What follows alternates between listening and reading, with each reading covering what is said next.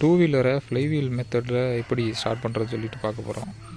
நார்மலாக பார்த்தீங்கன்னா ஸ்டார்ட் பண்ணுறது செல்ஃபு வச்சு ஸ்டார்ட் பண்ணுவோம். அப்படி இல்லைன்னா கிக்கரு, இந்த கிக்கரை யூஸ் பண்ணி ஸ்டார்ட் பண்ணுவோம். இப்படி தான் ஸ்டார்ட் பண்ணுவோம்.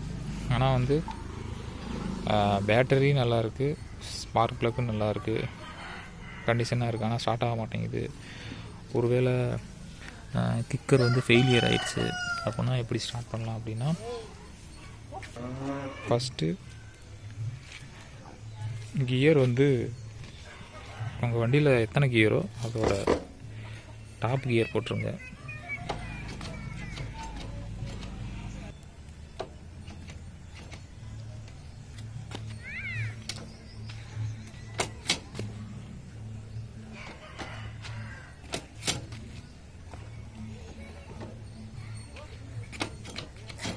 டாப் கியர் போட்டுருங்க.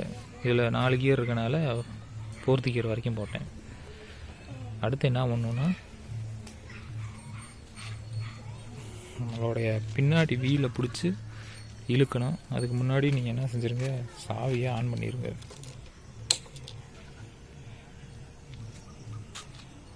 ஆன் பண்ணிவிட்டு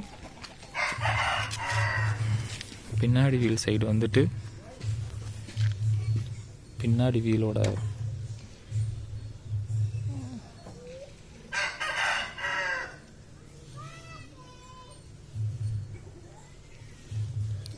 இதை பிடிச்சி இழுங்க.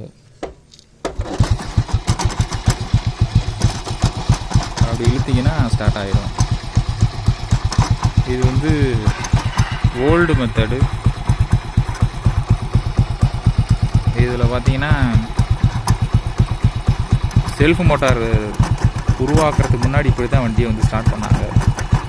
இது எங்கேயாவது ரிப்பேர் பண்ணுற ஷாப் இல்லாத இடத்துல நீங்கள் மாட்டிக்கிட்டீங்க அப்படின்னா முயற்சி பண்ணி பார்க்கலாம். இதுக்கு ஒரு சில கண்டிஷன் இருக்குது. வண்டி ஓரளவு கண்டிஷனாக இருக்கணும், ஸ்பார்க் ப்ளக் கரெக்டாக இருக்கணும். இந்த மாதிரி இருந்தால் மட்டும்தான் ஸ்டார்ட் ஆகும், இல்லைன்னா ஸ்டார்ட் ஆகாது.